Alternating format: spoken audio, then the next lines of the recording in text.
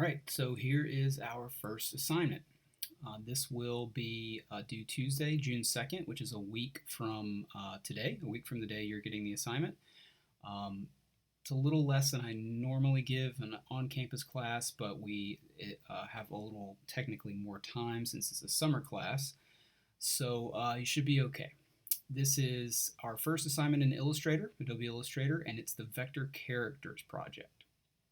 So essentially we're going to be taking one of these 6 images over here that I have provided for you, and you're going to be turning it from a pixel-based image, which is what you see right now, into a vector-based image using Illustrator. I'll be talking all about that in the tutorial video.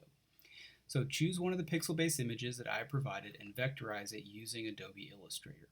Copy all lines and all colors to the best of your ability using the tools that are shown in the tutorial videos.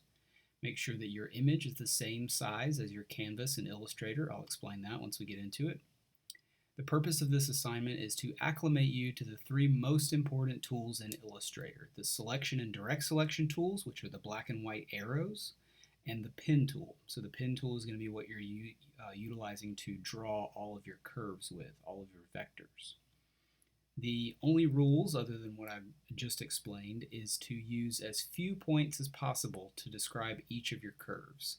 And then I remind you here, something to keep in mind is that you can make a full perfect circle with only 4 points. So that's just a pointer to explain that curves can be created with a lot fewer points than you may initially think. And I'll show you how to do that. How to keep your points to a minimum. That will keep your curves as smooth as possible and your finished products as nice as can be.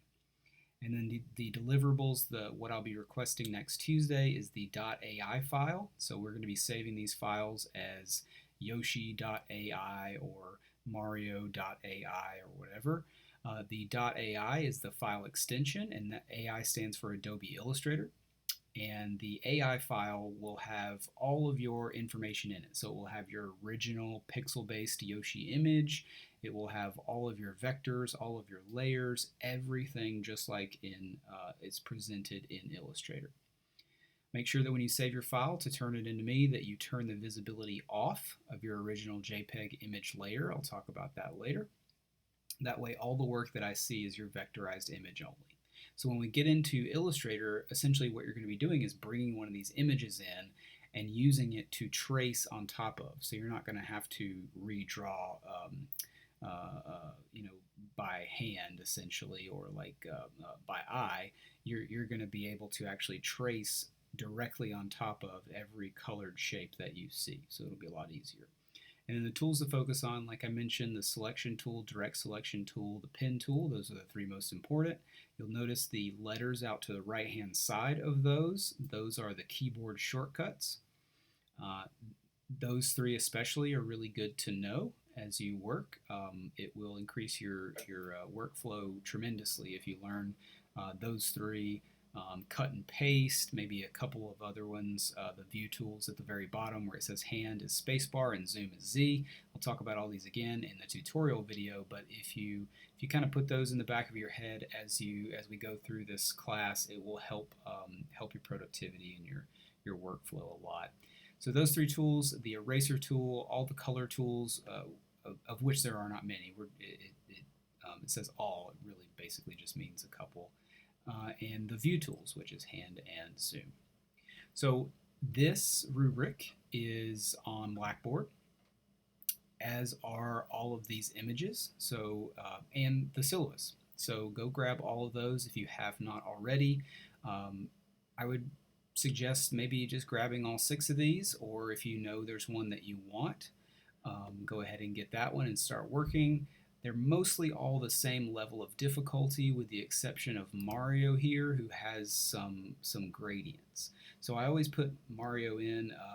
You can recreate him if you want without the gradients. I always put one that's a little bit more difficult in case somebody wants a bit of a challenge to learn how to use gradients, since that's not really something that we're going to be learning at least right now. Maybe not at all. It might be a little more than we need. But if you would like to learn this, you can either grab this and get right into it, or let me know that you want to learn it, and I will kind of help you as much as I can along the way. But like I said, you're not required to do that at all. So pick the one that you like out of these 6 and then get started. Now, I will go into this more as we do the tutorial, but what I want you guys to be thinking about as we create this is how these images and these shapes are built.